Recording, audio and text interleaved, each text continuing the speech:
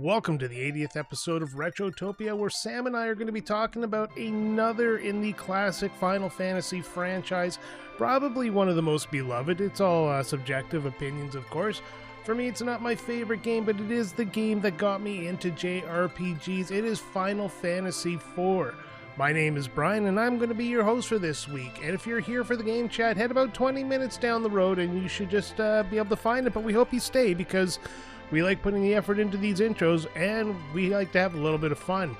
But before we begin, we have to talk about our social media links, where you could find them at linktree/Retrotopia. That's linktr.ee/Retrotopia, where you can find our Twitter, Instagram, YouTube, a link to our Discord, or you can find our new merch shop, where you can get t-shirts, stickers, mugs, or whatever we can plaster our stuff onto. That's over at tpublic.com. If you search Retrotopia or use the link in the description of this podcast, you can help support us that way. Also, you can help support us by joining Patreon, which is free to join, where you get 2 more shows. Quick Play, which is a single host show by one of us, where we take a game and we do a short review, and Retro Bites 15 days early with an extra topic. You can also suggest topics for polls, which we run approximately every quarter. Vote on said polls, comment on the games we talk about, like today's game, or write into the host on the 9-bit banter box, well, because it's culturally elegant.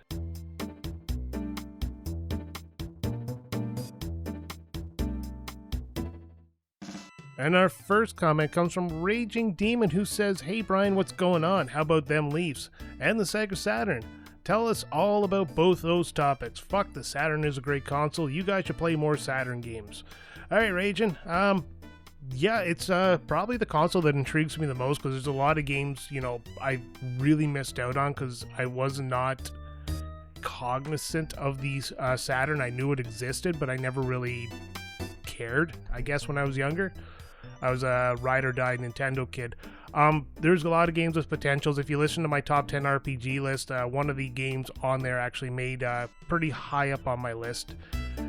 I want to play it, and I'm going to probably try to find a way to emulate it, because there's absolutely no way I can afford to buy a Saturn. I'm not Alan. I don't have British money.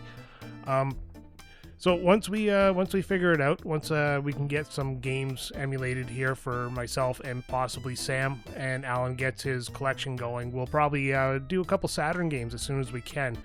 And as for those Toronto Maple Leafs, boy, I tell ya, yeah, I'm just going to leave that there. As the time I'm recording this, they're winning their series 3-1 right now. Tonight's the 5th game. Will they have the skills to pay the bills, or will Ottawa do something so rare and come back from 3 games down to take the series in a late series 4-game sweep?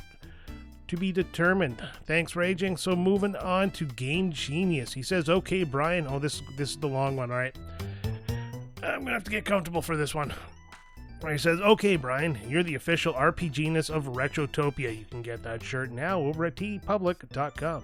As such," he continues, "I'd like to know your thoughts about this question I posed to Sam. So you make an online game that links all Final Fantasy games and makes it competitive. You go through whichever Final Fantasy game and level your party up like you would usually. You can then export your party into the online game and do a matchmaker like Madden, and pit yourself against others from the same Final Fantasy or their party from another. To add to this, you could choose the fighting style like playing different game modes, meaning you could choose the active fighting style like in most current RPGs, or do the traditional turn-based style prior to the start of battle. Keep a lifetime record of wins-losses, be able to actively switch party members in real time, maybe even set up a scoring system for successful attacks. This way you can break down into a total points and win-loss, keep leaderboards, etc.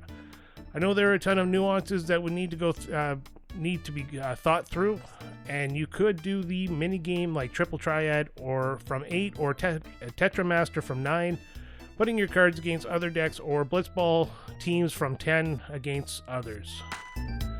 What's your thoughts on this? I'd be super stoked to have the ability to play something like this." That was a lot to unpack there. Wrote some notes on this. So the size of the Final Fantasy gives credence to the idea. It definitely would be a lot of characters to choose from, but having yourself, I guess, pigeonholed into a party from only one game at a time. Maybe you could pluck your characters as you play the games. You build up your party, and then when you go battle each or other people, you can pick your best characters and form the ultimate party. That would be an idea. Biggest issue is probably how much different every Final Fantasy game is as you progress. Oddly enough, I was going for my daily walk and I was listening to Retro Hangover's top 10 games that need to be, or franchises that need to be erased, and one of the ones they brought up was this franchise. I'm not going to tell you where it was on the list, or I'm not even going to get really that deep into it, but it was a point they brought up. It was that Final Fantasy has evolved into something that is non-recognizable to original Final Fantasy fans. It is no longer the turn-based JRPG it once was, so you have to take that into account. Turning an action game into a turn-based game might not be so hard, but the opposite of that, you'd have to build animations and stuff like that. Like, I mean, how would you get somebody like Sabin with his Blitz to work in a real-world environment? He'd be like a Street Fighter character. Yeah, you have to do that with hundreds of characters as well. So there's also the big question, are we going to have a Cid Battle Royale to determine the one true Cid? Because let's be honest, since he was put into the series, the debate has been going on. Final Fantasy 16 makes a strong case for the best Cid right now, but again, very subjective.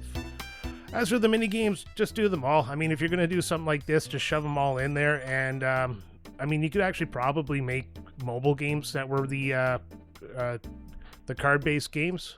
So Triple Triad, well, I guess it's not a card-based, but Triple Triad or Tetramaster, they could be done through mobile apps linked to this game somehow. Maybe it gets you items or something.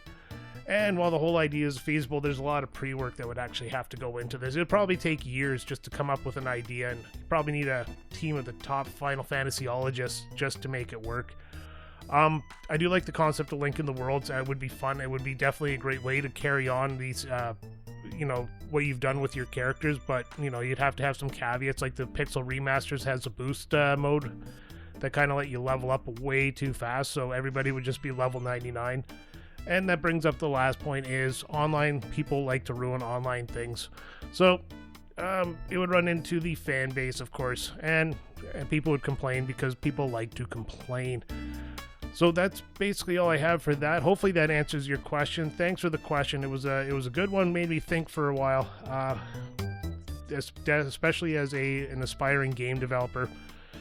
Definitely something to think about. Check out Final Fantasy Record Keeper. I think might have some of the elements that you've talked about here. It's on mobile. I downloaded it a long time ago, and I can't 100% remember what it was all about. But check that out. That's Final Fantasy Record Keeper. So moving on to the big deal. He says, I'm catching up on the early episodes and would like to know when you and Sam will be recording your weekend at Bernie's 2 watch along. Oddly enough, we've tossed around the idea of doing a kind of commentary as we watch movies together. Do a podcast adjacent type thing where we are just basically judging the movie, I guess, as we watch. And of course, it'd all be video game based movies. So it would work out that, we'd put up a queue there, start the movie now, and then you could actually listen along the podcast as we watch it with you. It was an idea. Hasn't got any legs yet because there's a lot of logistics. I mean, Alan lives 6 hours away from Sam, and by the time you usually record anything, Alan is on his way to bed, so we don't want to keep him up until 3 in the morning because he gets cranky if he doesn't get his 8 hours of sleep, and nothing's worse than a cranky Brit. Thanks for the question. Moving on to Blaine the Hoagie Man from the Retro Riders podcast. Oh, and I should mention Raging Demon is from the command list. Check those two out. Those are really good. And I scrolled my notes for no reason. Here we go. Blaine the Hoagie Man says, since this episode is about Final Fantasy IV, and this really is the only one that has 5 party member system, your task is to put together 5 party members of Final Fantasy characters, but you can't pick any from 4, and they each have to be from different Final Fantasies. Who are they? Here we go. All right, number 1, I need a brooding hero, so I'm going to pick Cloud from Final Fantasy VII. What is a brooding hero without a brooding heroine? So I'm going to take Lightning from Final Fantasy XIII. Now I've got a theme going, so I'm going to take this weather-related theme, and I'm going to pick Squall from Final Fantasy VIII. And I'm going to carry on with the idea of environment, and I'm going to take Noctis, because that's all about the time of day, and Noctis is related to night. And of course, what is night without a moon? So I am going to take Lunith from the Final Fantasy III 3D remake. So there you go. My team is Cloud, Lightning, Squall, Noctis, and Lunith. They are the weather team of Final Fantasy, which, as I started building this list, I noticed that they really like to pick out a meteorology. Hopefully that answers your question. Hopefully that is the same answer you would have got, because if not, you're obviously not thinking like a meteorologist. I have no comment to that. So finally, we're going to switch over to, oh no, not finally, second to last, the penultimate question or comment. It comes from Mr. Hooley, who says, Brian, what are your top 3 adult animated shows? And if you could pull one character from one of those shows and put him in another, who would it be and why? Number 1, I'm going to go with The Simpsons. I still watch it to this day. They're on season 36. I've watched since episode 1 in 1989. That's just how old I am. Second one is Futurama, which I personally believe is better than The Simpsons because the storytelling is just way better. And of course, storytelling being really good is Rick and Morty being my third, because, I mean, some of these episodes just blow my mind. Like that episode, Vat of Acid, with that in the middle of it where Morty gets the gun that basically respawns him. And he goes through that whole story without saying one word about falling in love, and then getting to the point where he finds the gun, fucks it all up, and then just can't get back that way. That was like a mind-blowing story. Not one word was said. But some of the honorable mentions, of course, Family Guy, the earlier episodes is good. Cleveland Show is better than Family Guy. South Park, because it's South Park, but with their current... I guess their current streaming problems, they're just not as good as they used to be, because they're fighting currently to be on Paramount Plus. That's why you get a lot of specials, because they have a contract to put episodes on somebody else, and it's a whole thing that's ruining it. One, if you've never checked it out, Harvey Birdman, Attorney at Law. They take a whole bunch of old Hanna-Barbera characters like Fred Flintstone and the such, and they put them in courtroom situations. Like Fred Flintstone is the Don of a mafia. Of course, there's Invincible on Prime. King of the Hill, you can't go wrong with. They're coming back soon. Solar Opposites, made by, the guy who did Rick and Morty before he became a piece of crap. And of course, one of the classics, the Critic. If you've heard of that one, that is a great show. Now, if I had to move one character, I'd move Fry from Futurama to Rick and Morty, because Fry's pure stupidity would destroy Rick, and he'd be unable to insult him or anything him, because Fry's just too dumb. All right, thanks for the question, Mr. Hooley. And the last one comes from Mr. Joe Cracked Fettuccine, a man who loves his pasta and cracked into the pot because he can't have it whole. He says, Dear Mr. Brian F350, what are your favorite nuggets? There are a lot of various nuggets out there, but I want to know what kind of nugget brings you joy. McDonald's nuggets, Burger King nuggets, Wendy's nuggets, or is there some kind of super nugget emporium in Canada that I'm not aware of? Please let us fellow nugget lovers know. Well, Joe C. Fettuccine, I'm not going to say that word you wrote. I know what you're trying to do. I don't eat chicken nuggets. I especially don't like McDonald's chicken nuggets. They are just pure ass, like just licking the inside of a dirty, dirty asshole. That's what a chicken nugget from McDonald's tastes like to me. If I had to go chicken nuggets, I would probably just go something that there's a butcher not far from me. They have chicken nuggets that are actually freshly made, and you just deep fry them. They're the best ones you can get. That's my answer. There is no chicken nugget emporium in Canada. Sorry, you can't cross the border and steal our nuggies, buddy. So thank you, everyone, except for Joe Fettuccine, for the comments. And so what have I been playing? What have I been up to? Well, I've been trying to get back out. The weather is finally nice outside, so I've been going out for walks again, and just to kind of clear my head and get back into shape, because this winter has not been kind to me. But as for playing, I've started playing Blueprints, and I've become low-key obsessed with that game. The RNG in it kind of gets annoying, but it feeds you just enough little extra just to make it fun. I had to start looking up some stuff online, but that is a game you really need a notebook with, and it is just it's so well done. You can just do a run or two in like 20-30 minutes and then just carry on.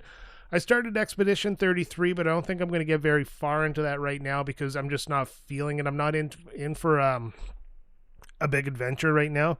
I'm still coming down from the I guess high intensity of homework from college there, so I've been just decompressing, I guess would be the term I'm looking for, which is probably why Blueprints is hitting really well. And not to mention, I'm also playing Symphony of the Night, and I'm not a Castlevania fan, so you'll get to hear that when that episode goes live. But I've been playing Symphony of the Night, and I will reserve my judgment for the episode. And finally, of course, Oblivion came out, and I am Oblivion nut. So I've been playing that casually. I love it because I played it enough. I can just pick it up and do a quest or go through a dungeon or whatever and just put it down for a while.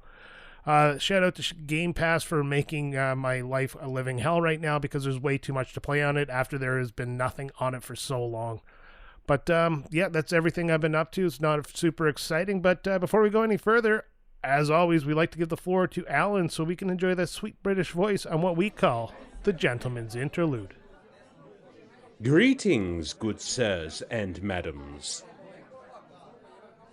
Verily 'tis an honour to be here this evening for you fine folk. We are the Spoony Bards 3. And tonight we shall regale you with our latest opus, called Final Fantasy IV. Now then, telleth me, art thou ready to rock?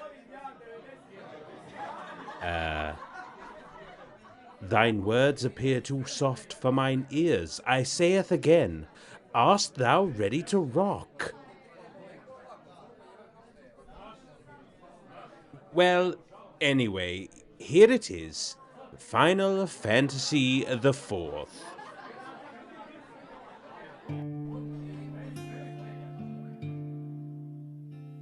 Alas, my friends, come hear the tale of Cecil, dark in armor pale. From barren skies to lands below, where the winds of fate and sorrow blow. Developed by the House of Square in 91 with utmost care. Released in Japan in July's grace, then America North took its place. He questioned orders given grim, a knight who lost the light in him. He sought redemption, love, and peace, though war and trials wouldn't cease. With Rosa fair and Cain, once friend, their paths did twist and break and bend to fight Golbez, who stole the skies and sought to claim the crystal's prize. On Super Nintendo it came to be true, though known as Final Fantasy II. In Western lands the name did stray until true numbers found their way. So sing we now this tale once more of Final Fantasy the Fourth, where pixels shone and legends grew in the hearts of gamers old and new. Thank you. We'll be here every Sabbath hence. Perchance partake in the veal? Why do I bother? Thanks, Alan. As always, love those gentleman interludes. He puts a lot of work into them, and it obviously shows. This is the reason he, we let him stick around because we love the effort he puts into this show. And that sweet, sweet British voice does not hurt at all. So before we get into the game chat, I want to bring up some comments that you did. That's what I'm going to do. First comment comes from Game Genius, and this is about Final Fantasy IV, of course. I have a faint memory of this game. My cousin had an SNES before I did, and I was like 7 when it came out. I remember playing Super Mario World, then Final Fantasy II, this was called on Super Nintendo. He continues, I remember playing it and getting stuck for so long on some anteater boss.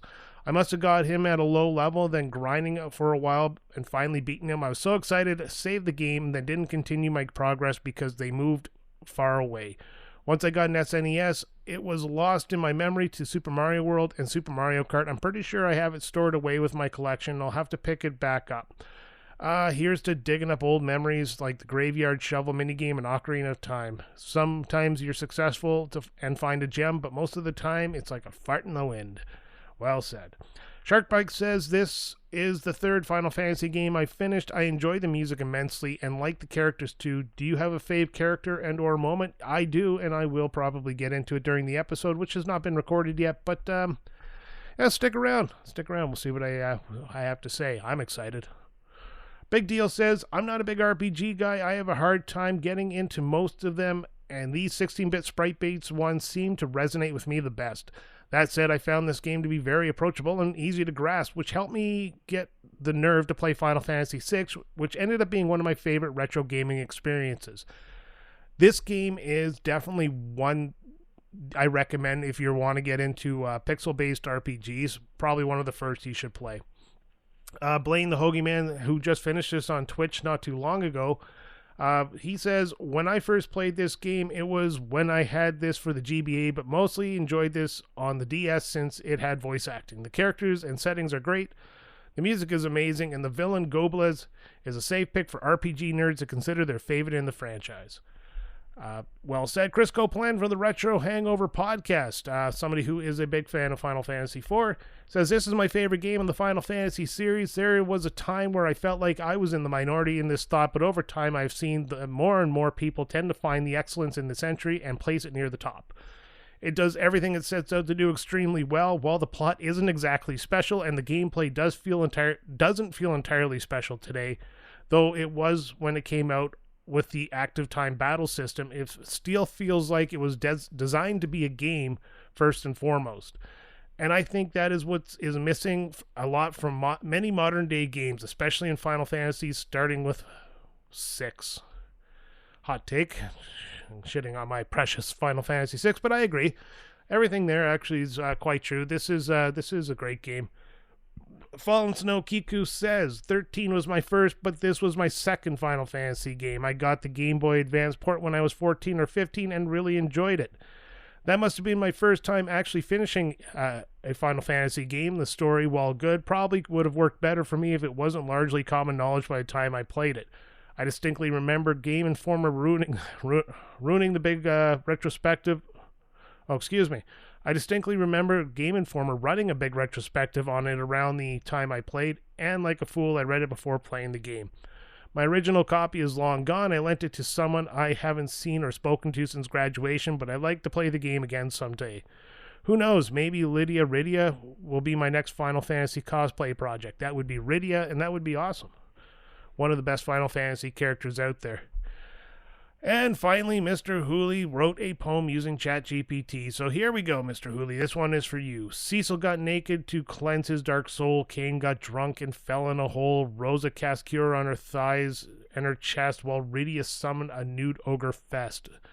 Edge tried to steal the queen's underpants. Yang punched a monk straight out of his stance.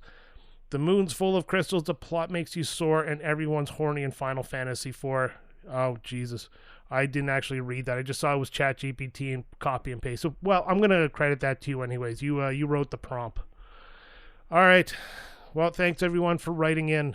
So without further ado, it's time to get into the game of the week. That is Final Fantasy IV, developed by Square, published by Square, released July 1991 for the Super Nintendo. Thank you very much for listening, and we really hope you enjoy the show.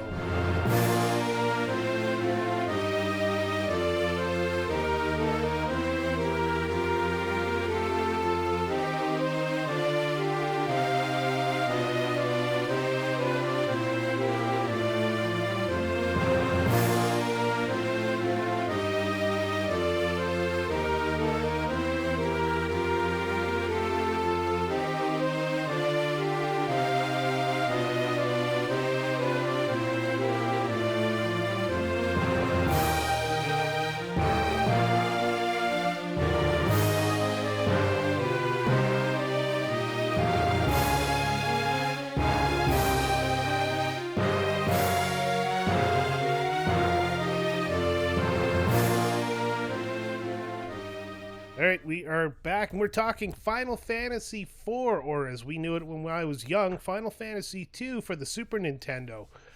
You just listened to the introduction, so all that information has already been passed on to you at least once, but let's just do it again for no reason. Joining me this week again, as always, is my good buddy Sam.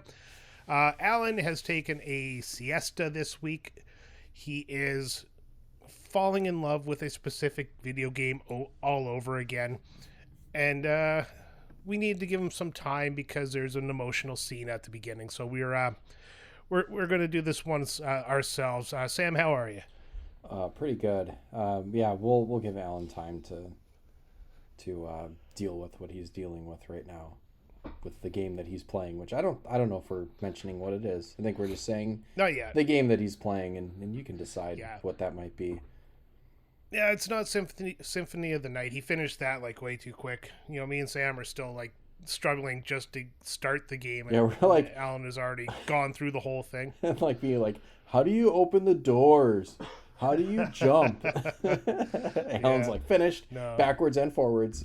Yeah, exactly. All right, but this week we're talking Final Fantasy IV, and I played the Pixel Remaster, and you did as well, correct? Yes. Yeah, have you ever played the original? No, the Super Nintendo? No, I haven't. And actually, I think for a while I had the PS1. Was it like the Chronicles or the Anthology edition? I think it's the Anthology. Yeah, and that's the one that had Chrono Trigger on it. The bad version of Chrono Trigger, right? Chronicles had Final Fantasy V and Chrono Trigger. Anthology had 4 and 6. Was it really? I don't know. Whatever. Yeah. I had that one, but I never really got around to playing it. That was like one of those ones Thank that was. God.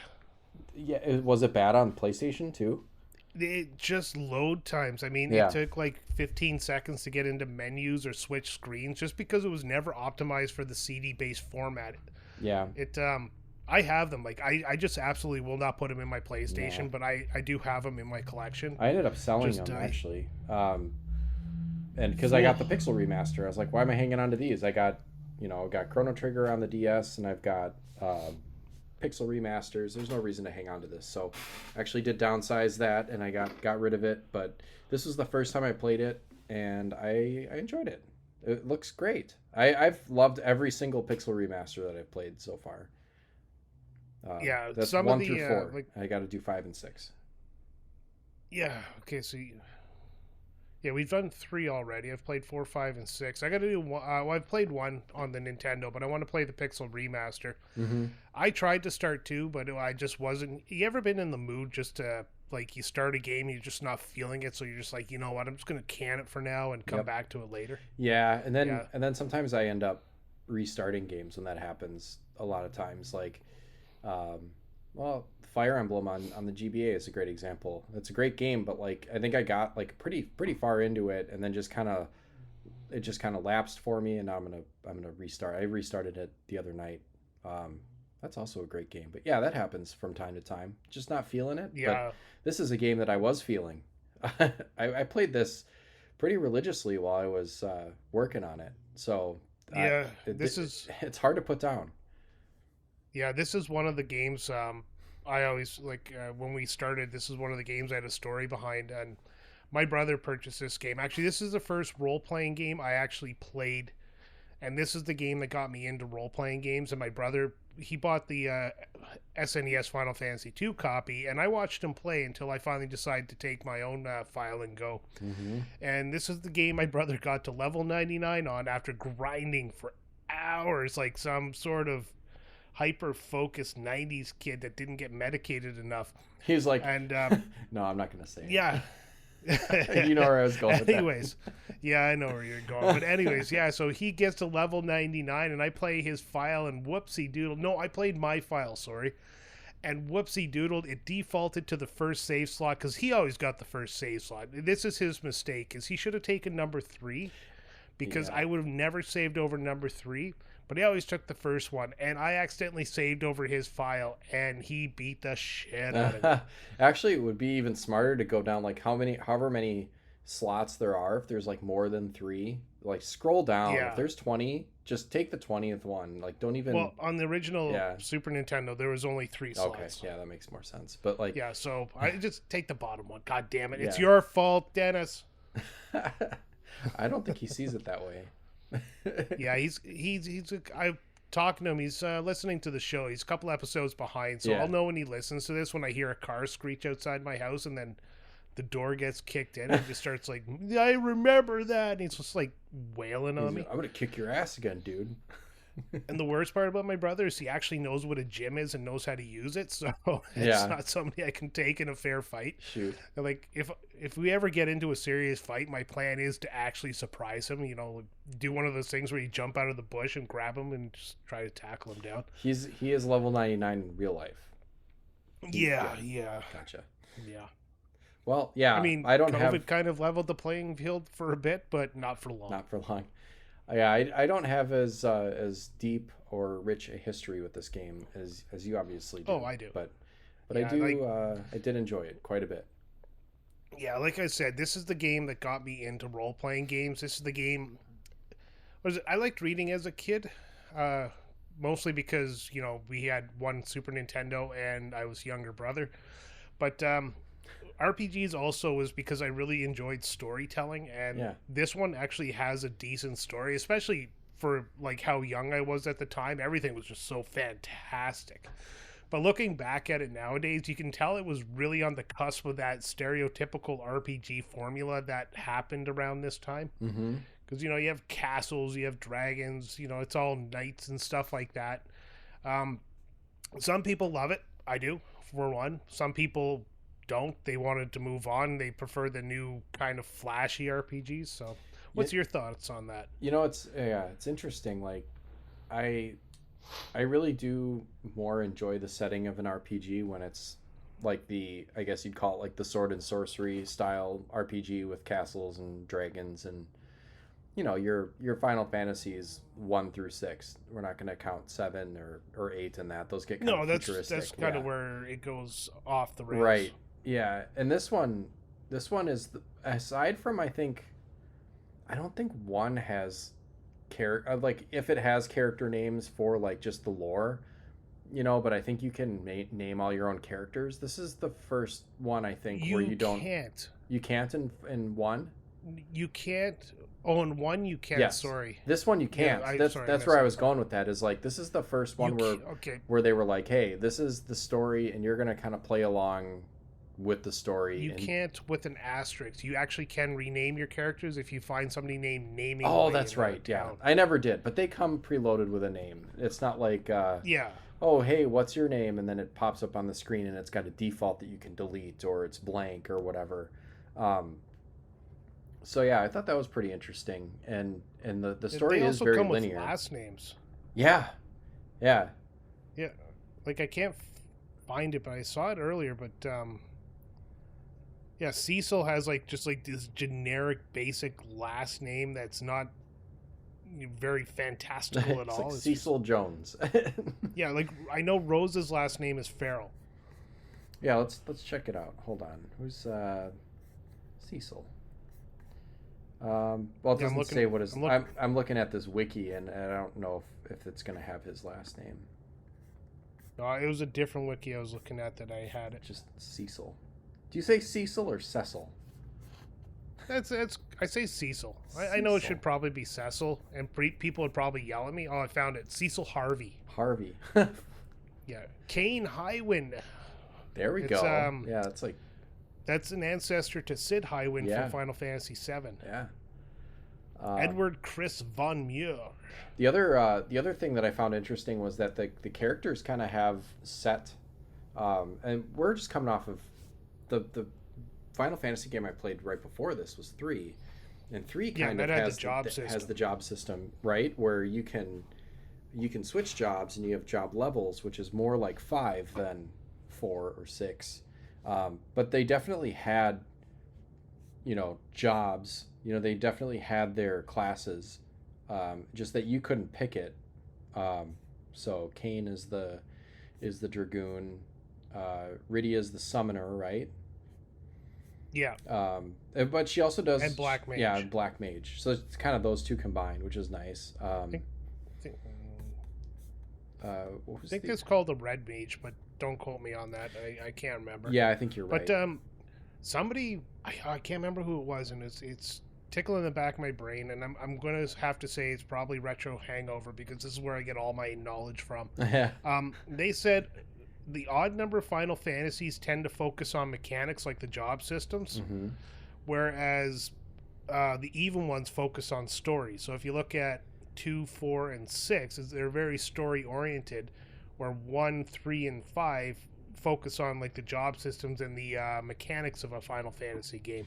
Yeah, and 2 is really odd because 2 doesn't even really have levels. You just have like weapon proficiencies that can grow, and I think your HP and stuff go up, but it doesn't have like a traditional. 2 is really weird. We should cover that one sometime because I do enjoy it, but it's a very strange game. Yeah, I should try that sometime. Everybody says don't play the original because it's janky as fuck, but it is what it is. Play the original. I'll play the Pixel Remaster. I bought it. I gotta play it. The Pixel Remaster version of 1 is the best because it doesn't fall victim to some of the weirdness that goes with 1. Yeah. Do you want to go over the story? Do you know the story well enough, or do you want me to do it? Well, yeah, you probably should. I probably should. All right. It had a lot of twists and turns. Yeah, I'm not going to get that deep into the story. I'm just going to kind of give an overview of how it sets up, and then we'll talk about the key points as we go through. But the story starts out basically, and I really love the cinematic feeling of the beginning of this story. Is you're on an airship and you land in this little village full of wizards and mages and stuff like that, and you're a Black Knight, and you have your Red Wings with you, which is your airship crew. And you steal the crystal from them to bring back to your king of the kingdom of Baron, where you're from, so King Baron. And as you do that, you return the crystal to Baron and to the king, and he calls you a betrayer, and then he sends you on a mission outside of the castle, and that starts the whole game off with this very outstanding introduction screen. The song that transitions between the intro and the chat is actually the song that you hear, and it's a fantastic song. But after that, you go to this cave and you end up in the village of Mist, where you meet this little kid named Rydia, and that kind of sets everything off in motion. You take her to a town, you run into Rosa, you have to revive her, and the whole story ends up being about the redemption of Cecil and the battle between light and dark. And that's kind of the theme of RPGs at the time. And you end up chasing after somebody named Gobles, who is the architect of the evil that's happening on the planet as he hunts down all the crystals, including taking over the king of Baron and controlling him in order to get the Red Wings to grab all the crystals. So it's just this wonderful story, and this is like, I'm scraping the surface of this story right now, not to ruin anything, but it just has, like you said, it has these twists, it has these turns. People betray you, they come back, they redeem themselves, you find out, somebody was being controlled, and it just grows from there, and then you have to redeem yourself as you take on the role of Cecil. It's just, it's an amazing story. It really is, and it's like, but it's funny though, at the base of it, it's like, it's crystals. Yep. No, that's what I loved. Well, that's kind of what Final Fantasy should be about, is the crystals. When they kind of strayed away from that is kind of when Final Fantasy started losing itself. Right. Yeah.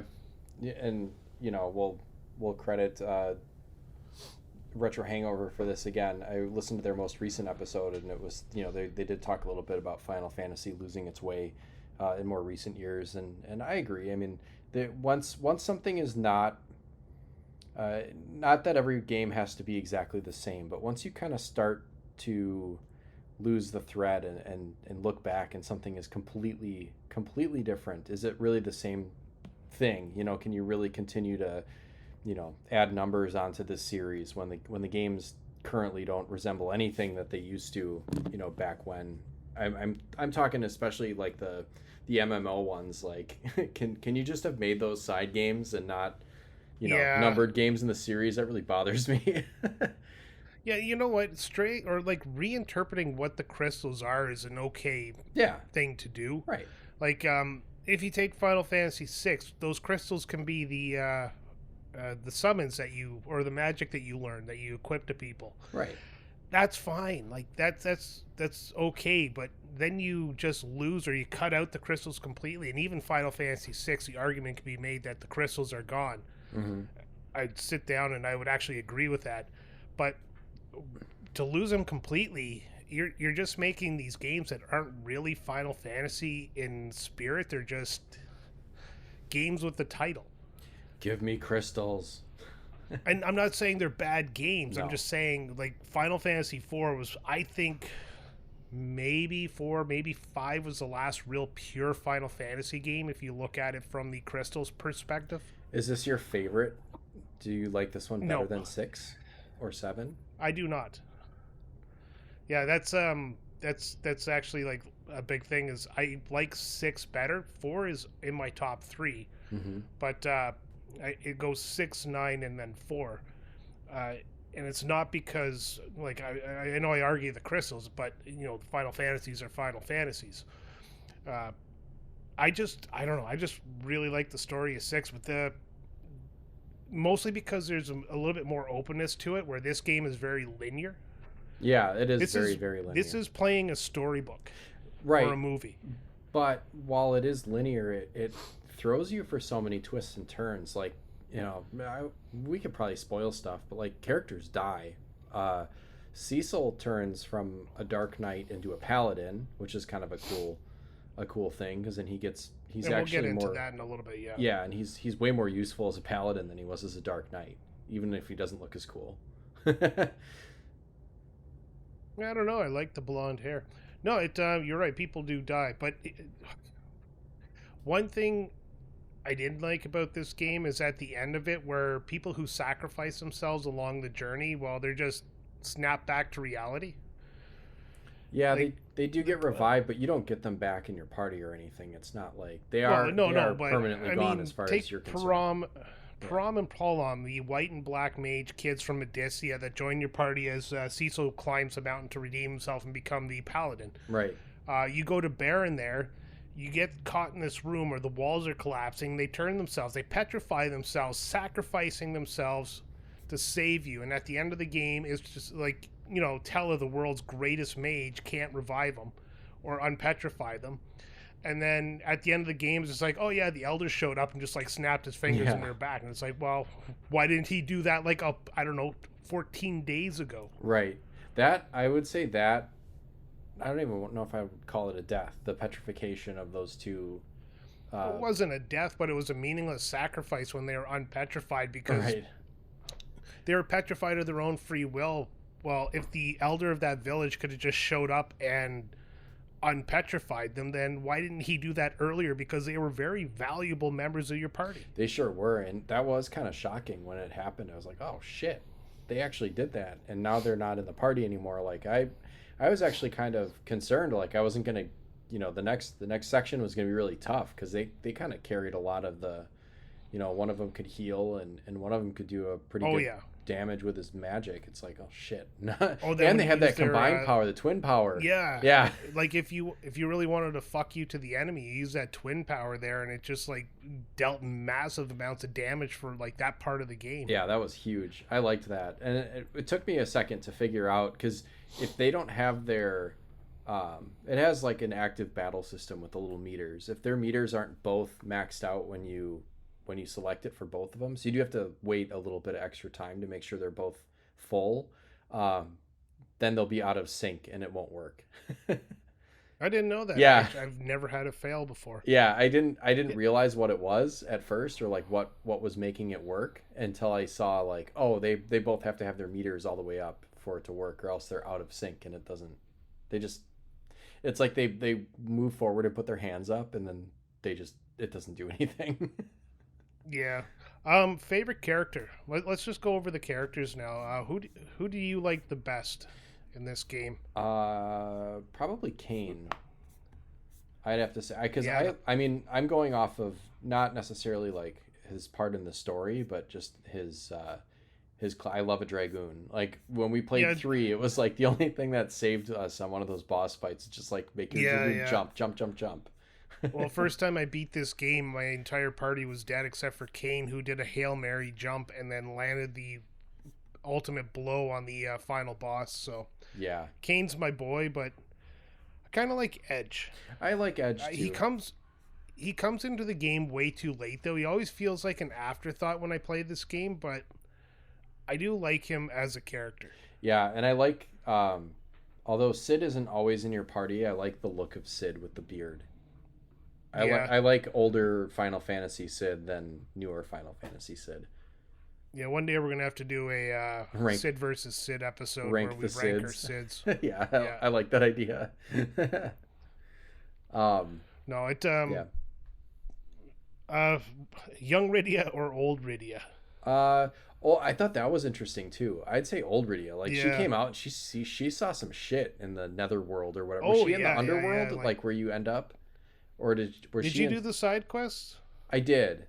Yeah. Yeah, so she's in the this village of the summons. That's where she ended up. Right. So she was down on like the underside. And this is another thing that I liked about this game, that I think 3 did it a little better when they like you start out in this world and it opens up. You're like, holy shit, we were in this like little 3 tiny... caught me off guard because I thought it was going to be a tiny game because it was still a Nintendo cartridge based game. So yeah, I didn't expect the world to get any bigger than it was. 3 was incredible, but like I said in the link to Link Between Worlds we just played and talked about, I like when games take a map and flip it upside down and make a negative version of the space, and this game does that to pretty good not effect. Only that, it actually has a 3rd level to it because you go to the moon.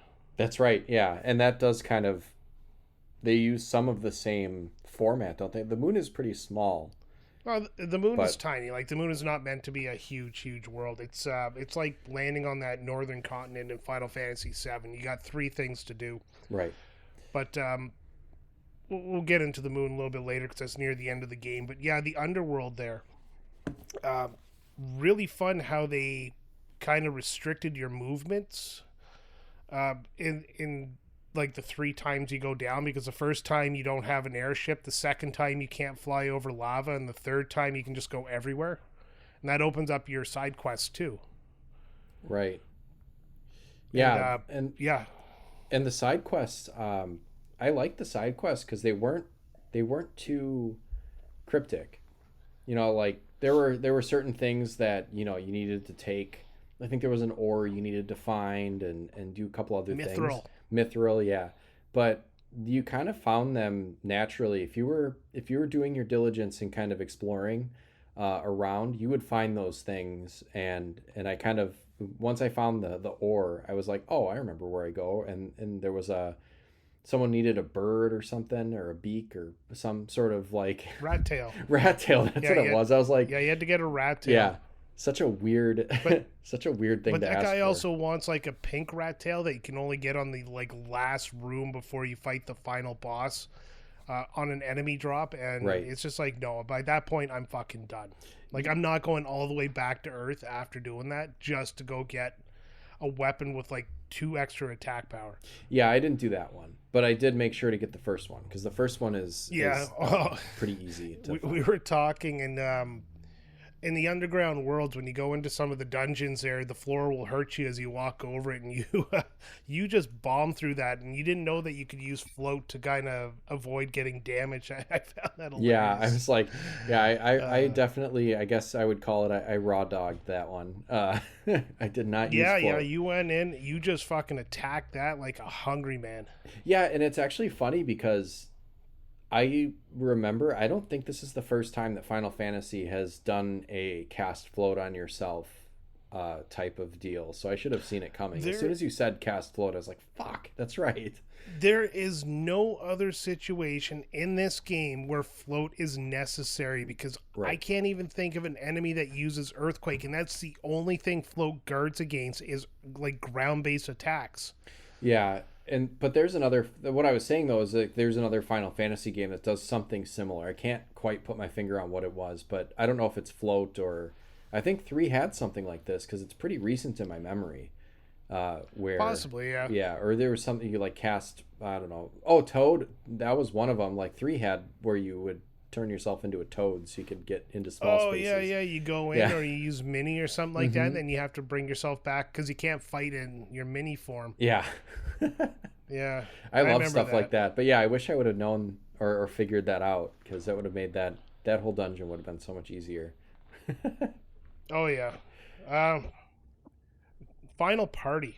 Would you keep it as it is, or would you swap somebody out with any other character you meet? I was happy with it. I mean, we'll eventually get to it. I wasn't happy with the end of the game.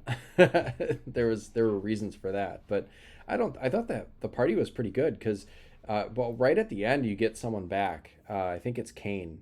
I was really disappointed that Kane wasn't there for a good part of it, and then it was like, oh, he's back. So I've got my Dragoon. His story was really good, right? Right, yeah, because he kept being kind of a pawn of Golbez, and was it Golbez ends up being, I don't know if we can say this. I guess we'll just say it. Don't say it. Don't say it. Don't say it. Okay. Well, yeah. Wait for the end. We'll wait. We'll do a little spoiler tag. When we get to the talk about the moon, it'll be full spoilers from that point on. But yeah, Kane joins the party, but he really struggles throughout. There's like a couple times I think he has to leave the party because he gets, brainwashed. Well, he leaves the first one. I remember in the original, he betrays Cecil. Whereas in the Pixel Remaster, the bombs come out of the ring that the king gave Cecil, and Kane disappears. I don't know if I'm like misremembering or something, but I felt like his obvious betrayal came a lot earlier in the original Final Fantasy II than it did in the Pixel Remaster. Right, and somebody might have to correct me on that one. It's been a while since I played the OG. Yeah, and you can kind of see already, like in the beginning, that even though Cecil is a Dark Knight and or is it a Black Knight? Whatever. I think it's a Dark Knight, but that makes me think about Batman. And he's working for Baron or whatever, the King of Baron. You can tell that he's already like having second thoughts about what they're doing and their motives behind it. And then you get to that town and because he's pure in his heart. He is pure in his heart. He's like the hero of time in that way, isn't he? But yeah, he gets to that village and you could tell like he doesn't have any intention of destroying the village, and the whatever device is in his ring just kind of activates the destruction. It's like, oh shit. But I like Cecil as a character, and I like his arc. And we covered the Dissidia Final Fantasy a while back now, but oh yeah, Cecil is one of the main characters that you play with, and I didn't really understand what his deal was because you flip between the dark and the light, and now that makes a lot more sense, and it's kind of cool. I still probably won't go back and play that game, but but it's cool what they did with Cecil, at least. I like his redemption arc. I like his story there where he's a Dark Knight or a Black Knight, and you associate that with kind of evil, and he does evil deeds on behalf of the Kingdom of Baron. And when he gets to Medicea there, like the place he robbed the crystal from, and they still hold resentment against him. Like if you went to Medicea the first time as a Dark Knight and you go to a shop, they'll sell you stuff, but the markup on it is just insane. Right. So it you get the quest there. You got to go redeem yourself. Nobody's ever climbed Mount. I can't remember the name of the mountain, but nobody's ever climbed this mountain. Nobody's ever redeemed themselves. Mount Ordeals, that's what it's called. Right. But you do it. You climb the mountain with Palam and Param, and eventually you meet up with Tella, and you climb this mountain, and you get to the point where you enter this room, and this voice talks to you, and it's I guess it's a crystal room or a room of mirrors, where Cecil takes an inward look at himself, and you're transformed into the paladin, but you have to fight your darkness inside of you, and that fight is brilliant in my mind because it gives you all the hints you need, but you really have to pay attention, otherwise you're going to lose that fight 10 out of 10 times. Yeah, it took me longer than I'd like to admit to figure it out. Like I figured I knew it. It's one of those things where it's like I know this is probably the right answer, but I'm watching my hit points drop and I don't know. Like I'm not 100% sure, so I'm gonna attack. And it was like one attack too many. Yeah, the whole what you have to do is basically just eat all the attacks from your darkness as the dialogue floats along the top. And if you don't attack, he won't kill you. But if you attack, well, it's game on. Right. So.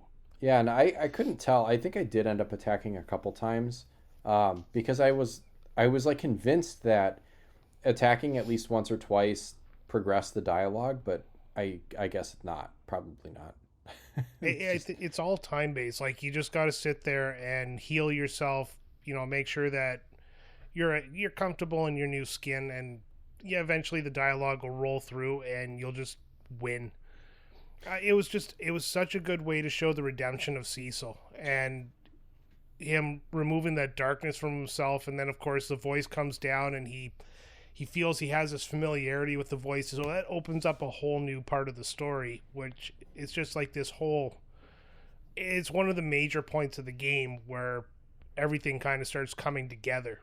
Right, like you gotta really kind of kick the crap out of yourself and take yourself to the brink in order to truly redeem yourself.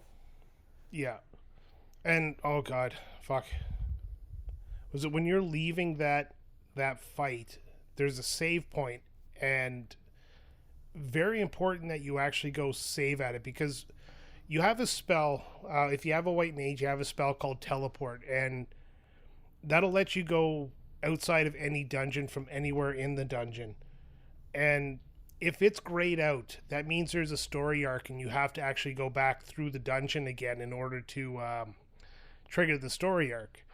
So when you leave this place, it's grayed out, and there's a save point not far. If you forget to save at that save point, you end up in actually one of the what are they called? The 4 elementals battles. Okay. And yeah, I must have saved. rough. That's not ringing any bells. That sounds ruthless, though. Yeah, I forgot to save, so it was like do or die, right? Yeah, I hate stuff like well, that. I did, but I hate stuff like that, though, where it's like, oh, did you miss this, save point, or did you miss going back? Oh, I think I remember that. Like, you have to actually go back and save.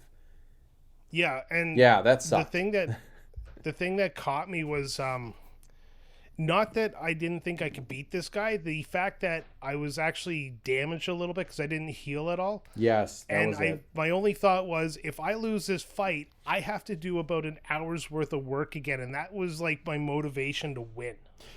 Yeah, for me, it's like when I play RPGs, I am so obsessed with making sure that I don't, like fuck things up or like get set back by dying or whatever, that I'm always like, if there was a save point and I can still go back and access it, like after every battle, I'm going to go back and save. And in this game, the tents were really accessible, tents and cottages.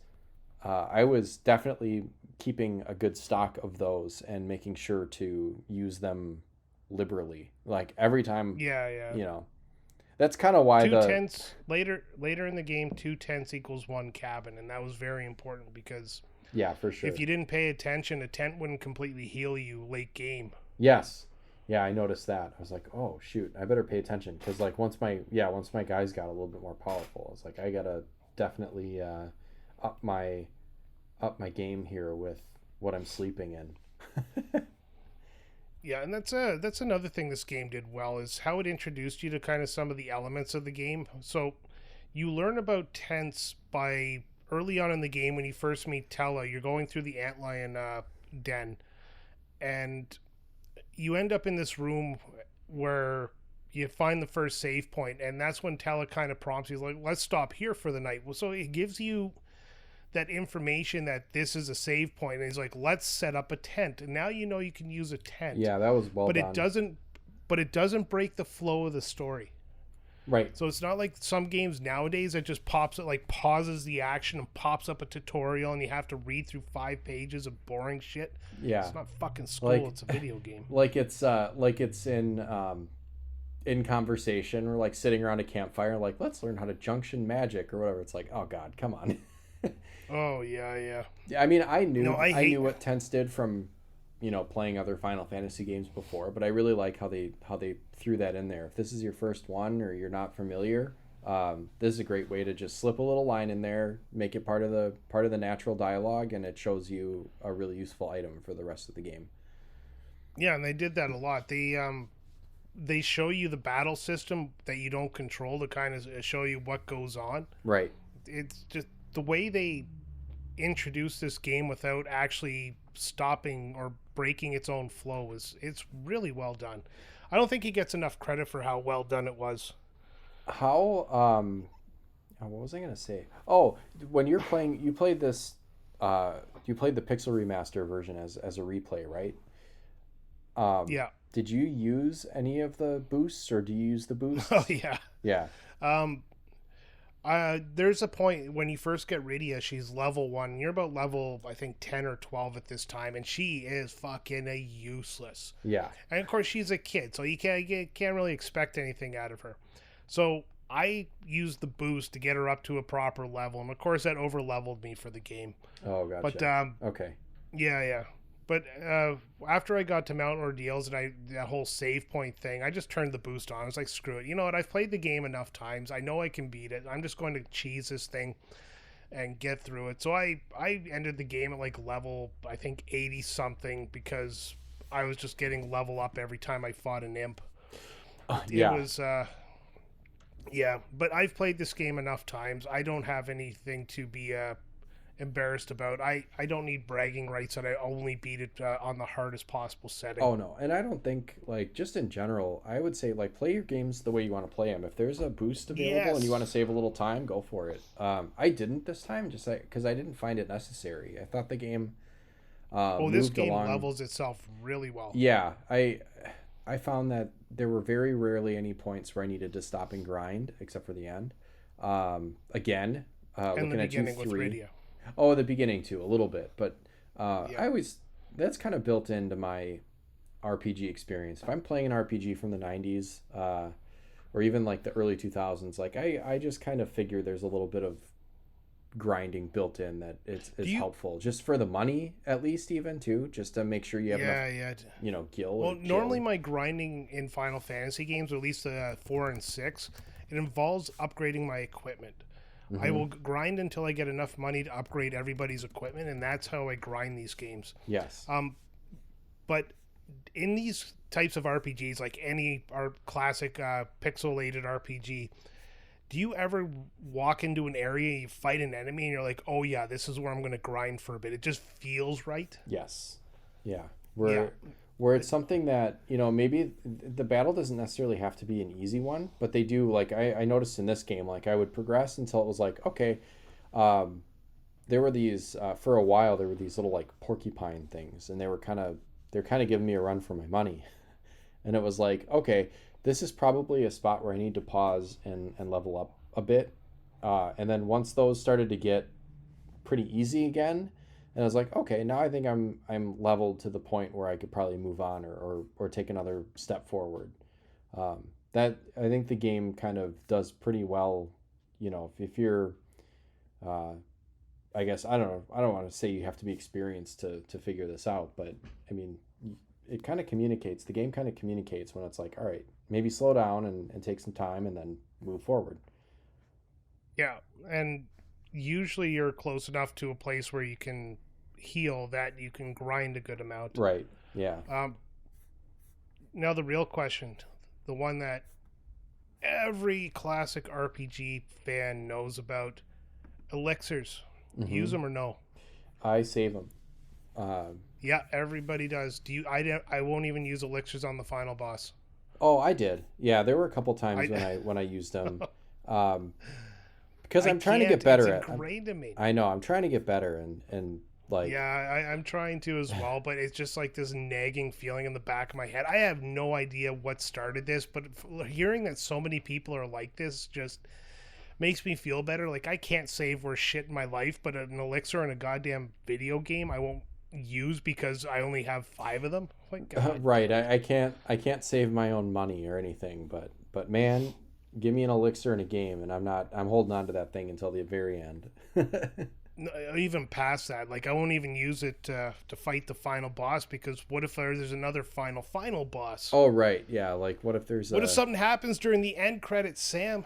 Right, like a final boss that's more than a set piece, I guess. You know what I mean? Yeah. So I use basic bitch items. Like I'll dump potions down my throat. Like I always find it funny too, because you get like 99 potions and they heal like 50 hit points there, and you have 1,000 and you only have like a bunch of potions. So I just see like Cecil there dumping potions down his throat to get 50 hit points at a time to heal. I just like, oh, I'm so full of potions right now. Yeah, like cram another one in there. We need that extra couple hit points. But I'll get like the high potions once they're available, but I'll still go back and get the regular potions, because I find that they're good for like a little touch up. Like it'll get you most of the way, and then there's like, you got like 40 left, and you just dump a potion into that, and they're top off potions. Yeah, I'll 99 my entire stock. Yeah, that's another reason I'll grind. Is just, at a certain point when I find a good money pit, I'll grind to get 99 of everything I can get my grubby little hands on, and I'll use it sparingly. Like if I'm at 98, I get anxiety. Yeah, once I... Not really. Like I'm overblowing it, but you get what I'm saying. No, I do. Yeah, definitely like making your way through, especially like since I didn't cast float, I was starting to be like, okay, well, things are getting a little dicey here. I better get out of here and try to, figure out, where to stock up. I might take a couple of tries in a dungeon just because I'll, explore the first area and then exit, restock, go back in. I do that a lot. I mean, in some games it's completely necessary. In some games it's just playing it on the conservative side, I guess. Phantasy Star, excuse me. Oh yeah, Phantasy Star for sure. Fucking game. I don't know why I like that game so much, but yeah, that game really required you to grind. Yes, it didn't, because I got lost so often that I actually was like auto grinding, trying to figure out where to go. Right. Yeah. Yeah. Basically, if you fight enough of the encounters that you'll come across every 2 squares of the grid, then yes. Okay, so you brought up a good point. This is, what I love about classic RPGs of this era is the kind of the grid-based world. Everything is based on squares. It's a 32 by 32 characters, 32 by 32 pixel map tiles, and you know where you're going to go if you take a step. You know how many steps it takes to get to a location, and I don't know why it's just so... How do I put it? Like, it's so formulaic that it's calming. Right, yeah. Yeah, it's like you're kind of just like, locked in. Yeah, it's you're on a game board essentially. Yeah, that's why I love RPGs in general. Is the... Yeah, but the newer ones there, like take Final Fantasy 16, you're running around this open world, and it's, can you go here? Can't I? No, you know where you can go in a friggin' pixelated game because it's on a tile base. You can't go over a mountain. You can go through trees. Can you go behind that pillar? Well, you don't know. Push up against the pillar, because if you can, it's on a different layer. It's right. Very, very... what's the word I'm looking for? I can't think of the word. It's like overwhelming. Structured. It's very structured. Yeah, a good RPG is structured. I think some of the open world stuff gets overwhelming. Yeah, and no, it's just graphic-wise, this game is meh, I guess would be the best term, but I love it. Like, I wouldn't write home and say this... Well, you're looking at the Pixel Remaster. I guess. The original. Oh, okay. Well, but, I just love pixel graphics in general. Yeah, that's... I'll always say pixel graphics will never be outdated. And compared to Final Fantasy 5 and 6, this game is, it's... obviously the first of the 3 of the Super Nintendo games, but they do so much with so little. Like, they had to focus on the characters and the major assets, and everything else kind of got not grayed out, but washed out, so that they had less colors just to save memory. Like, I was reading up on this. Oh, okay. So how they were able to present it was brilliant. It just, you feel like you're in this giant world. You fly around, you look at the map, you can see the thought put into it, like the dragon's mouth. You can see it where you get that hint early. Oh, fuck, I'm all over the place. Sorry. So you remember, you have to find the lunar whale, which is the third airship. Right, yeah. And the only hint is the lunar whale is inside the dragon's mouth. And when you look at the overworld map, it's very obvious what they're referring to. Like, it's glowing at you. Right. Not literally, but figuratively. So you know where to go immediately. And it's just, that's the type of graphical design they used to, again, enhance this beautiful story. Yeah, I really enjoyed the graphics, especially, well, I like, again, I played the Pixel Remaster, so I'm sure they touched things up compared to how it was originally. But I mean, I don't know. I like pixel graphics. I think I would have liked it either way. Oh yeah, no, it's like they touch it up a lot. It looks a lot better in the Pixel Remaster, but the original was still really good. Well, that's another point in favor of the remasters. Like, they really are the definitive way to play these games, I think, nowadays. Like, you don't necessarily have to be like, well, I have to play the original on original hardware and no boosts and no anything. Like, just play it. It's fun. I was playing Oblivion, the remaster, there a couple of days ago, and I was kind of thinking about this in relationship to the Pixel remasters. Is I love when they call something a remaster, but they don't fuck with the how the game plays. Like, they don't try to improve anything. Oh, right. So yeah. Oblivion plays a lot like I remember Oblivion playing. Pixel remasters play like the Final Fantasy games. Sure, they may have corrected some of the translation errors, they might have renamed some of the items, but it still plays exactly like the Super Nintendo game. Right. Yeah, I like that. That's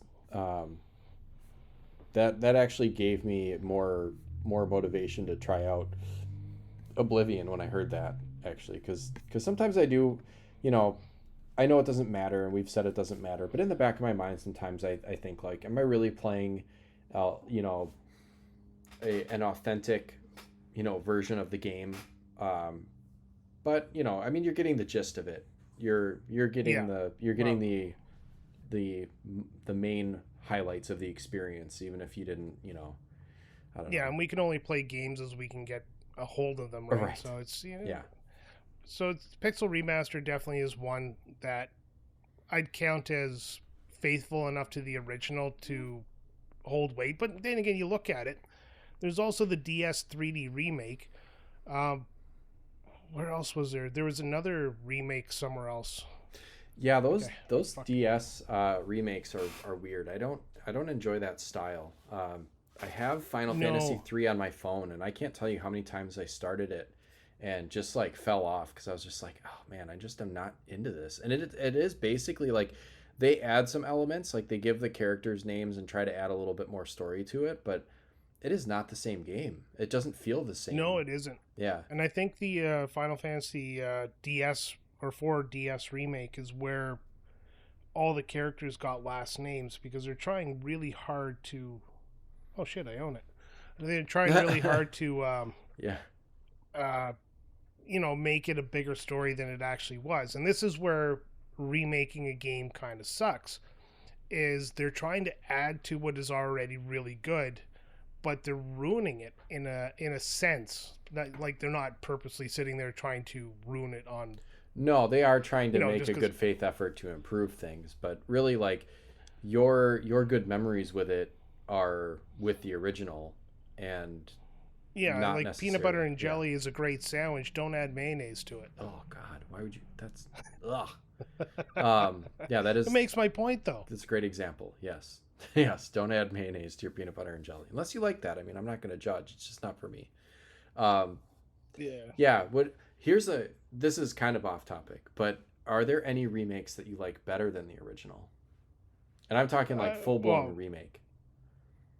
Like, not the Pixel Remaster? Not just a remaster, but a remake. I think a remaster is kind of a... Oh, you're talking any game, not just Final Fantasy IV. Okay. Yeah. Final Fantasy VII remake. Really? I'm going to go out there and say that... Whoa. I like Final Fantasy VII. Like, I've played that game so many times in my life, but I'm finding the remake is just it feels like a more grandiose game. It feels like what they wanted Final Fantasy VII to be, but they were limited by the technology. Yeah, I see. But I still just like the turn-based combat style. I like the action RPG style. Really isn't my cup of tea. Outside of 15, I don't like any of the action-based Final Fantasies, really. Even 7, I'm wishy-washy on it. I'm for the story-wise is why I like the remake better than the original. I always feel like when it comes to like an action RPG, like, or a remake where they turn it into an action RPG like that, like a 7 remake, I always find that like I can finish the game, but I'm scraping by. Like I couldn't really find the like the old comfort of like I'm gonna stay here and I'm gonna grind, isn't really there. And if you don't, there are definitely spots in the game where you're kind of past the point of no return. So I'm like, I don't know. I'm gonna have to correct myself here. I'm looking at some of the remakes and the re-releases of Final Fantasy IV, and you were correct. Final Fantasy Chronicles had Final Fantasy IV. Yeah, that's what I thought. Oh, whatever. It's not important. But yeah, that's the one that had Chrono Trigger in 4, and then it was like 5 and 6 on the other one, I think. Yeah, I apologize to that. Hopefully nobody's already jumped in. We've already gotten all the messages. Yeah. Yeah. Probably not. Well, actually, probably not. No one cares. No, nobody likes us enough. No, that's it. Look at this moron. Like, nobody's listening to this episode anymore anyways. I'd say, to go back to my question, I think for me, the perfect example of a remake outshining the original 100% is like Pokemon Fire Red and Leaf Green being an improvement on the original formula. Like, they kind of already did with Pokemon Yellow, but then added like anime elements with like the from the TV show, Jesse and James, Team Rocket and Pikachu and stuff. I just really liked all the quality of life improvements and the sprite work and everything on perfect games. I feel like that's one of those again, limited by the technology of the age, where they finally got a chance to make the game they envisioned. Yeah. Hey, let's finish it and make sure it's not that's you like you psychic laugh at Pokemon that, just roll. much, yeah. yeah, like how much stuff gets cut from video games. Even this game got a lot of stuff cut from it, right? Just because it was too large for the size of the cartridge they had. It just I would actually be interested to see what they could do with this story in a Final Fantasy VII remake style. Like, I don't think it would be my preferred, like the game mechanics would be my favorite, but I would still be interested in the story told on a grander scale and like including in elements that maybe they cut out. The farthest I would allow, like if I was able to control the world, farthest I'd allow this to be upgraded would be add cutscenes to major moments, like they did with Chrono Trigger in the DS remake. Oh yeah, I think they did add cutscenes because I remember if you look at the game case for the Chronicles version, I think they added some CGI looking cutscenes that were kind of more along the lines of like the Final Fantasy VII type cutscenes. No. They didn't do it? No. I thought they did. I have no idea. I haven't played it. Oh, you're probably... No, I don't like that. No, I don't like it. It's just, mostly because I felt like those games were just capitalizing off of like PlayStation getting Nintendo IP. Yeah. So it just, no. If you're going to do it right. Make the cutscenes animated. Yeah, animated, because that style is timeless. Yeah, exactly. It fits right in with the Pixel Remaster. You can make it like I guess there's a lot of scenes in this game you could kind of do it with, but no, I like the game the way it is. It tells a great story using the pixel characters. They don't emote very well. Like in Final Fantasy VI, they found a way to use the pixel sheets to make the characters have a lot of emotions. This game, it's not so much, but you learn over time, so they do well enough to tell the story with their limitations. Right. Yeah. And I mean, no pixel characters emote better than those Chrono Trigger characters. Oh, absolutely. Man, that was masterful. Let's screw Final Fantasy IV. Let's just talk about Chrono Trigger. Yeah, let's go back to that. But actually, we've been going for maybe a little less than an hour on just kind of the gameplay and what we think of it. Do you want to start getting into a little bit of story spoiler territory, or what do you think? Well, before we do that, let's do the last topic, music. Music, yeah. Yeah, we haven't talked about the music. I'm telling you right now that original song, when you leave Baron and you walk over that bridge, Yeah. and it sets the emotion and it sets the tone for the entire story. It just so epic. Yeah, God, I love it. And I like when that music, I think that same theme kicks in towards the end, right? When you're, finalizing things and defeating the final boss, and you kind of go back through, and I like that they do kind of where are they now with each of the characters. I love when stories do that. Yeah. I hate when stories just cut you off and it's like, oh, I beat the boss and you're done. I love when a story actually shows you that life moves on. Yeah, there was a game that we played recently that kind of did that, where it's just like you beat the final boss and it's like, yeah, and then the world was saved, and then it just dropped off. Yeah, Nintendo games used to do that all the time, like Metal Gear Solid's like you get on a helicopter or some shit and it's like, and Snake flew off into the sunset. Yeah, no, I like this because there were a lot of loose ends to tie up, and they did a really good job going back and making sure that you knew, like, this guy went back to his home village, and the little Porum and the little whatever, those little twin mages went back and became powerful. Palom and Porum. Yeah, that was good. Yeah, they're healed. The bard is back, making his little sissy castle. Oh, he sucks. we haven't even talked about the Spoony Bard.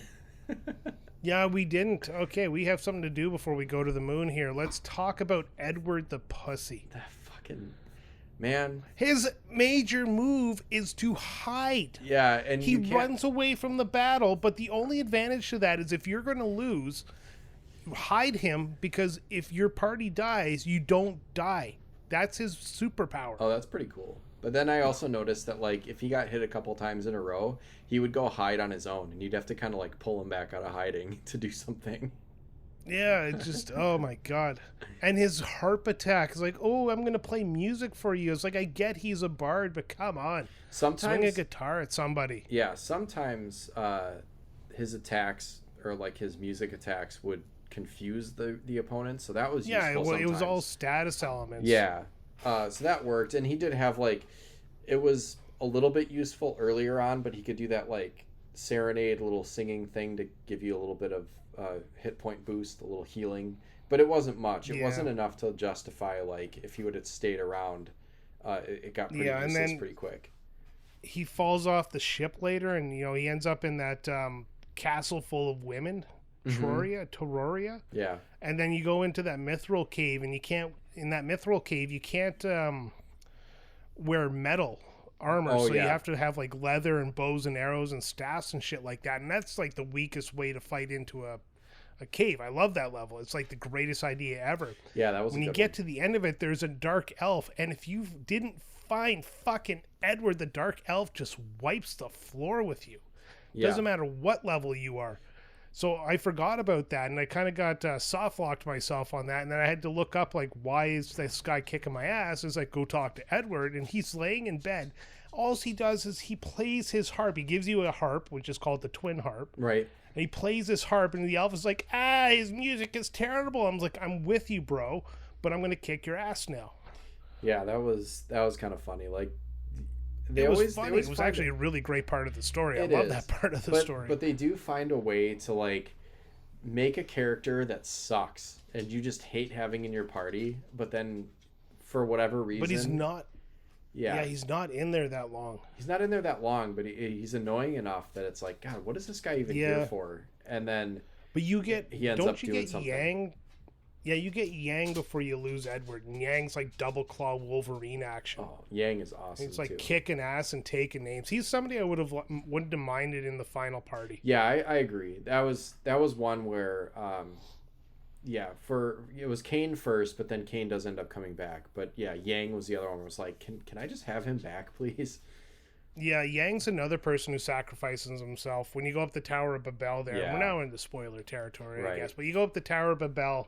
Yang sacrifices himself so you can escape, and then I forgot this. Like as you travel the world later in the game with the airship, there you actually land back at Castle Fabul where Yang comes from, or I think it's that. Like I can't remember where you find him, but you'll actually find him alive, and somebody saved his life. Oh, it's down underground. Sorry, it's underground. Yeah.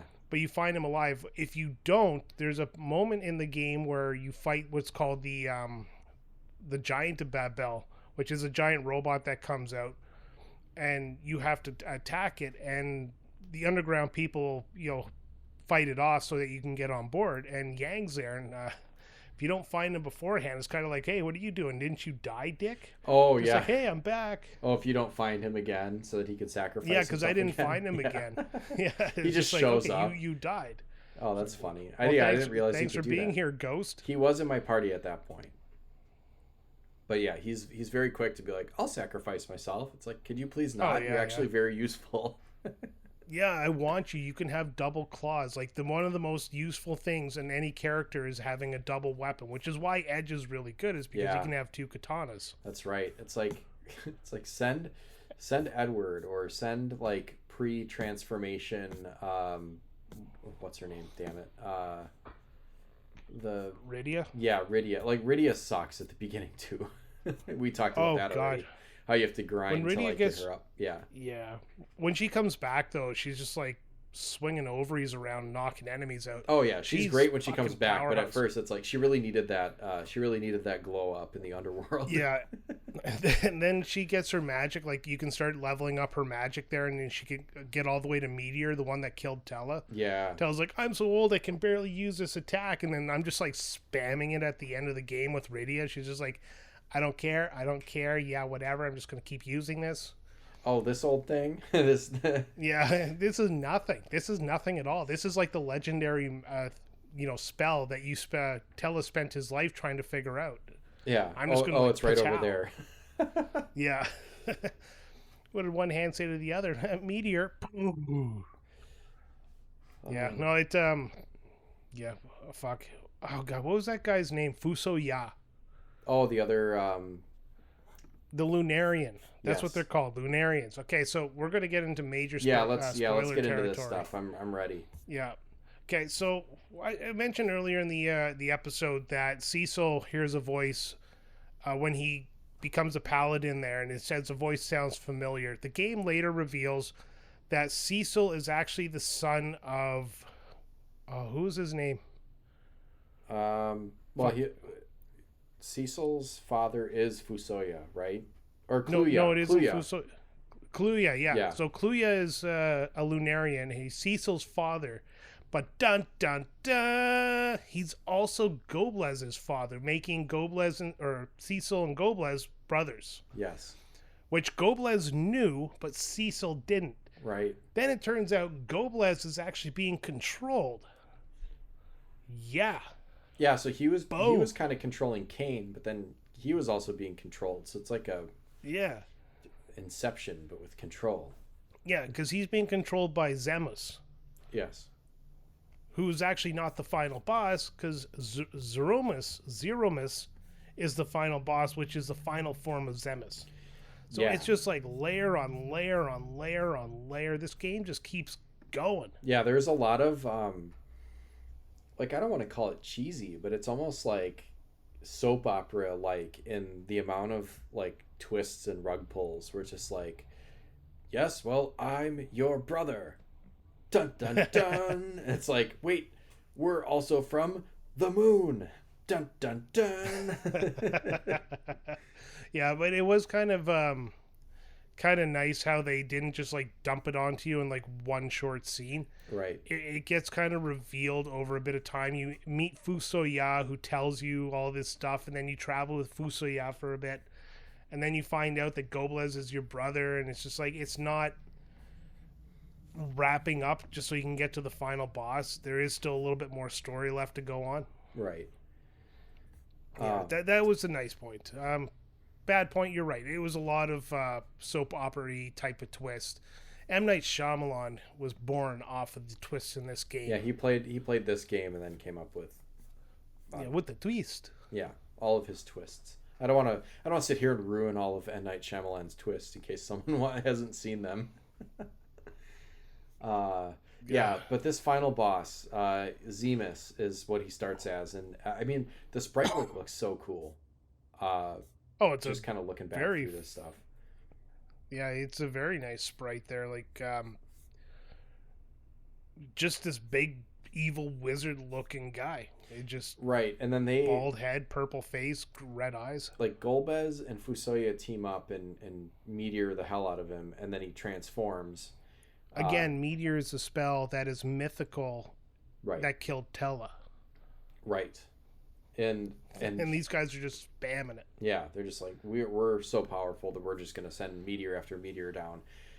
They end up, if I'm remembering this correctly, defeating the Zemus guy, and then he manifests as Zeromus, which is like this weird, almost like looks like a weird evil Dr. Seuss truffula tree. Like he's just kind of like a, I don't even know what you would call, like a banshee looking almost. And that's it's where just like all hair. Right, and that's where their magic doesn't work anymore, and it kills them and kills you. And then your party is revived by the all of the different characters that have come back, like lend you their prayers to revive you. And this is where you find out Palam and Param were like unpetrified. Oh, It's like, right. oh yeah, the elders showed up. Yeah. And it's like, that. By the way, we're all alive. Yeah, save that for the ending. You know, let me have a happy ending here. It's just like, oh, I know you're all alive, so fuck you. Right. And then you have to you get this item called Crystal, of course, crystals. And you have to use it on Zeromus, and that's where it like really kicks it off.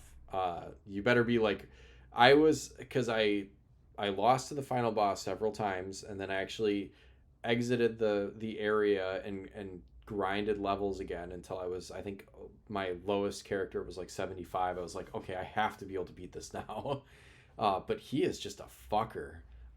You have to be ready. Like your party's fully healed. He doesn't. Zeromus as a giant hairball doesn't really do anything that'll kill you or take out any members of your party. But once you throw that crystal, it's like off to the races. You better be ready to go, because he'll start doing shit that he's got this big bang attack that'll take most of your hit points. I mean, I think I got lucky eventually where I think what's her name? Rosa and Cecil were the only ones that were alive. And he even managed to take out my Kane guy, but like everyone else just didn't have enough hit points to survive the attacks. And so I think Rosa was just healing, and then Cecil was doing something. I can't remember if he had like some sort of crazy attack. No, he just attacked. Yeah, he just swung his sword. Yeah, for me. Yeah, because by that time I had the highest. I had his best sword, so it was doing a good amount of damage. But it was just like taking the time to really have to plan out my attacks. Like once I got into a rhythm with those two characters, like his big bang wasn't killing them, and then I was able to do a cure. And actually, I read like a strategy where it's like, let a few of your characters die and just focus on attacking them with one, because if you have your Rosa alive and healing, then if you cast Cure Raja on the whole party, it does more because it's not splitting so many ways. So like let a couple of them die. And I was just so irritated by that, because I was like, this thing it does so much damage. It still would have been a challenge if it didn't kill everyone like almost immediately. And it's like, that's not fun anymore if the best way to get through this is to let like over half your party just kind of lay there KO'd while you heal one or two characters. Like I want to use the ninja and the dragoon. Those are my favorites, and I want to be able to summon all kinds of cool shit that I found throughout the whole game. And it's like, no, I had to let them stay KO'd and just. Did you let them die? Yeah. Because, I didn't. No, it's not that it's not that I let them die. It's that they did die, and I wasn't about to like. If I was gonna sit there and try to waste my time reviving them, even if I had like a max revive or whatever, that's a Pokemon term, but like there are like full revives and you can use Well, the full revive Rosa should have magic. had a magic spell to full revive. She did, but it's expensive. It takes a lot of MP, and I don't know. Like I just couldn't find the rhythm of healing all of them and also attacking with all of them. So yeah, I let most of them die, and then I just focused on attacking and healing with 2 characters, and eventually just wore it down. There's something to be said too for the difficulty spike in this boss, and that is sucks. very, very traditional of the time. At the times that final bosses would have the difficulty spike that even if you grinded, you would still have a tough time beating them. Like I remember Phantasy Star when we played that. Like I was cheesing the game by the end of it, but when I got to the final boss, I could barely put a dent in him. Yeah, actually, well, And Phantasy Star, the if you same remember, way. you needed that weird item that was like somewhere random on another planet that you had to grab and bring back. Oh yeah.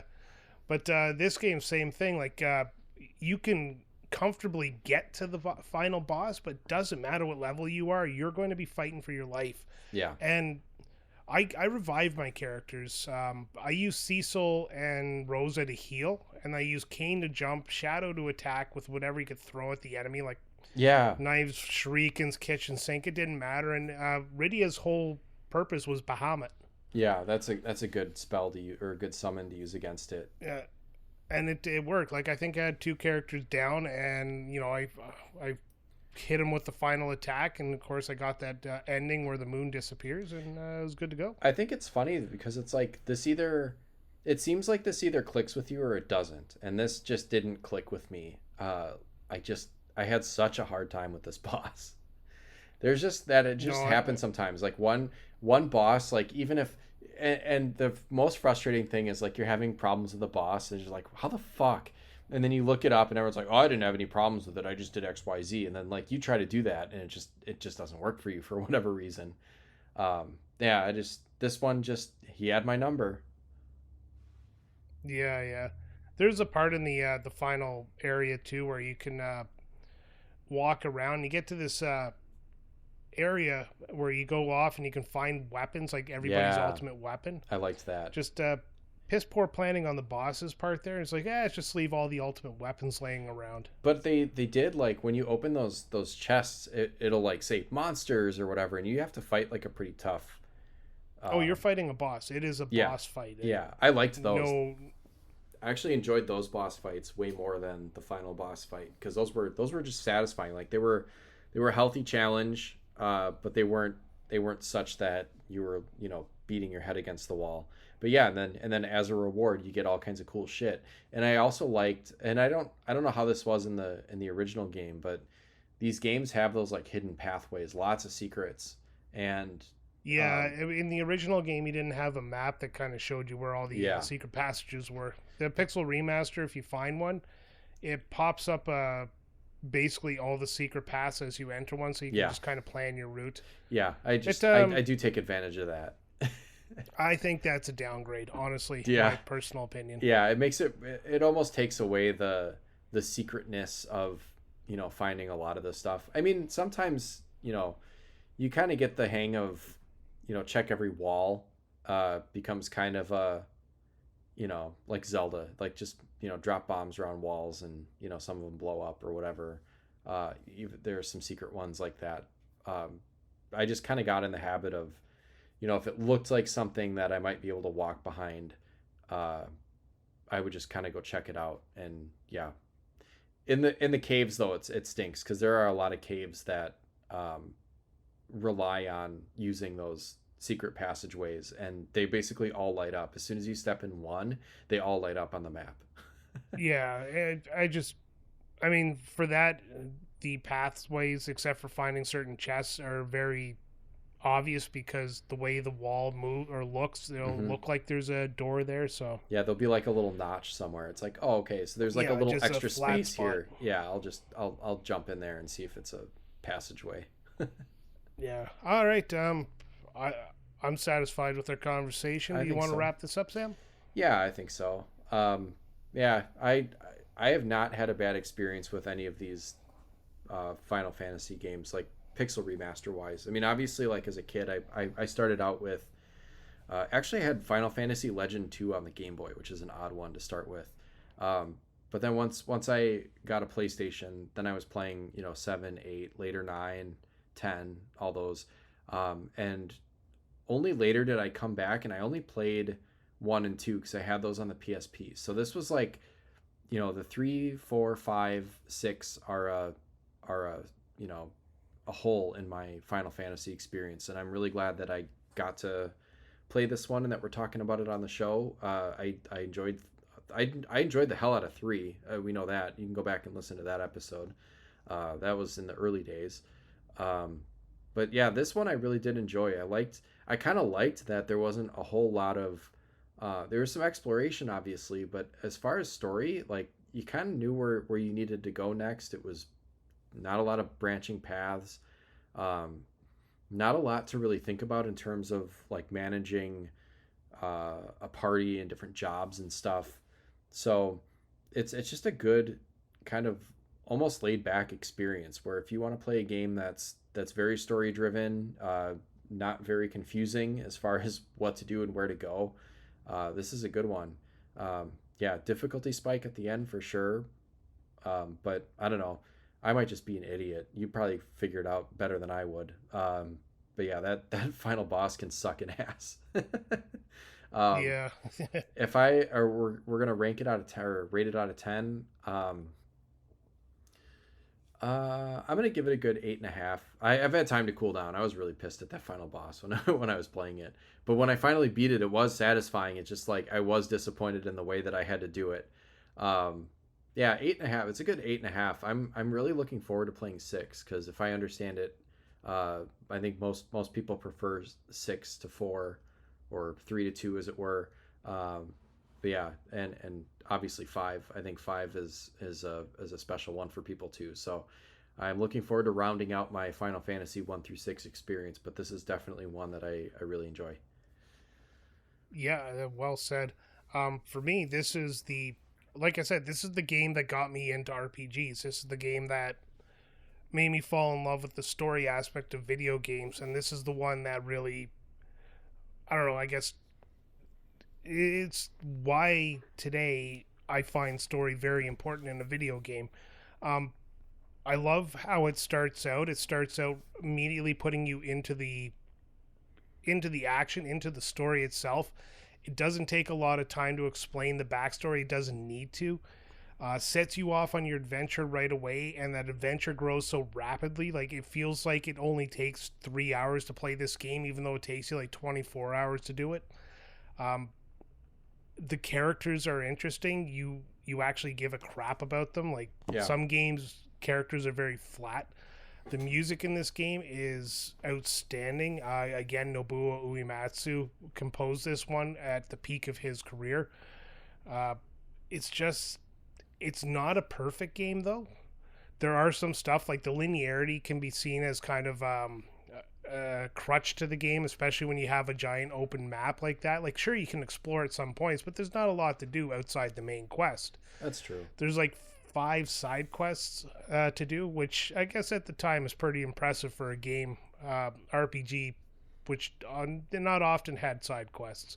And extra but it's always points the for them same being thing. pretty easy to find. Like, everything is well said. Like playing Breath of Fire for Retro Wars there, you would have to use a guide to figure out where to go next because nobody would tell you in the game.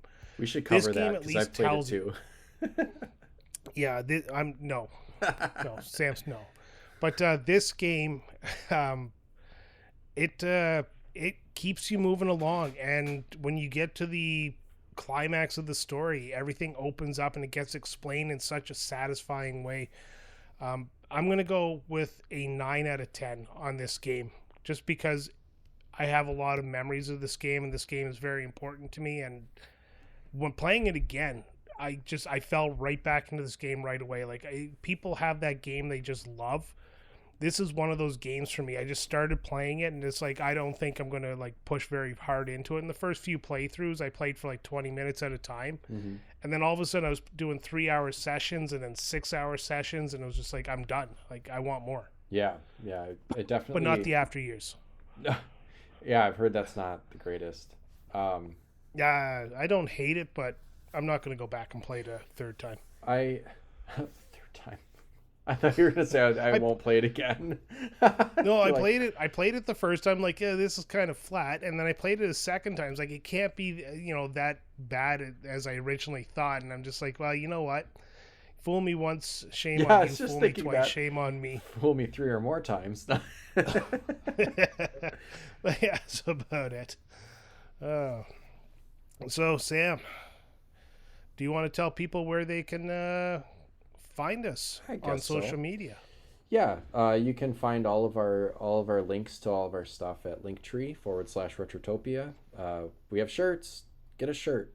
They're awesome. And you can find our Discord, which is free to join. Our Patreon, which is also free to join and also has a paid tier if you're so inclined to throw us some Gil. Do you say Gil or Jill? I say Gil. Jill, it just sounds like a name. Yeah, throw us some Gil. We'll throw some other stuff your way. So we got some stuff in the pipeline, and hopefully make it worth your while. What else do we have? Social media, as we already said, that's all on the link tree. Everything's on the link tree. Go to the link tree. Brian? linktr.ee/Retrotopia. All right, that's going to do it for another episode. Oh, and it's of a Retrotopia. /. Don't use the backslash. It's a porn site. They're both porn sites. Anyways, just one is porn of us, the other is porn of someone else. You're right.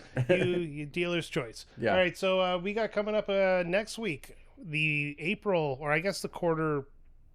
What are you gonna call it? The Q2 poll winner, Castlevania Symphony of the Night. Alan is chomping at the bit to get on that one. He played the game and accidentally finished it in record time. I'm pretty sure he has a speedrunning record on that one now. Not for serious, but he loves the game and he's ready to play it. And then after that, we have a couple of games coming up. We have Fire Emblem. You and Alan are going to talk about that. Mm-hmm. Professor Layton, I think, I don't know if you're going to get in on that one. It might be a Alan and me show. Yeah, and I still want to play it, but we'll see. There's a lot to do. Yeah, and Alan has just started a game that hit him right in the emotions. And again, we're not going to ruin that game right now, but it is a highly anticipated episode that people don't know about, so I don't know how it's anticipated. So anyways, that's it for this episode. Sam, do you have anything to say before we wrap it up? Fuck Zero Miss. He sucks.